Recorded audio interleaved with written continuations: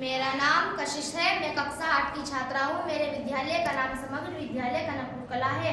प्रस्तुत मॉडल के द्वारा मैंने जल चक्र को समझाने का प्रयास किया है। पृथ्वी की सतह पर पाए जाने वाला जल, जैसे समुद्र, तालाबों, नदियों तथा पृथ्वी की सतह पर पाए जाने वाला जल, जब सूर्य की रोशनी या प्रकाश किरणें इस जल पर पड़ती है तो यह जल ऊष्मीय प्रभाव के कारण वाष्प या भाप में बदलने लगता है। यह प्रक्रिया वाष्पीकरण कहलाती है। वाष्प हल्की होने के कारण वायुमंडल में ऊपर उड़ जाती है, अर्थात वाष्पीकरण की क्रिया द्वारा जल वायुमंडल में पहुंचता है। इसी को वायु की आर्द्रता या नमी के नाम से जाना जाता है। यह जल वाष्प ऊपर उठकर ठंडी होती है, जिससे बादल बनते हैं। बादलों में बदलने की प्रक्रिया संघनन कहलाती है। यही संघनित बादल वर्षा का कारण बनते हैं। बादलों से वर्षा के रूप में जल पुनः पृथ्वी पर आता है। इसी प्रकार पहाड़ी क्षेत्रों में हिमपात के रूप में जल पहाड़ों की चोटियों पर जम जाता है।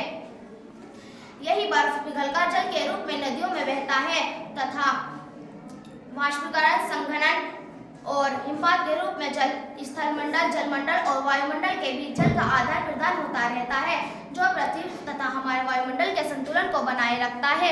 यह प्रक्रिया जल चक्र कहलाती है।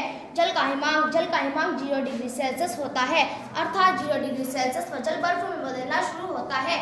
जल का क्वथनांक 100 डिग्री सेल्सियस होता है, अर्थात 100 डिग्री सेल्सियस पर जल भाप में बदलना शुरू होता है। जल का रासायनिक सूत्र H2O।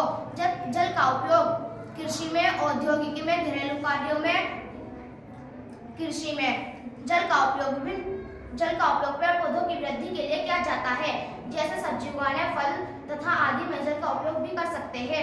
घरों में विभिन्न कार्यों में जल का उपयोग करते हैं, जैसे नहाने, कपड़े धोने, खाना पकाने आदि में जल का उपयोग किया जाता है। कठोर जल वह जल जो साबुन लगाने पर झाग नहीं बनाते हैं, कठोर जल कहलाते हैं। मृदु जल वह जल जो साबुन लगाने पर झाग बना देते हैं, मृदु जल कहलाते हैं। धन्यवाद।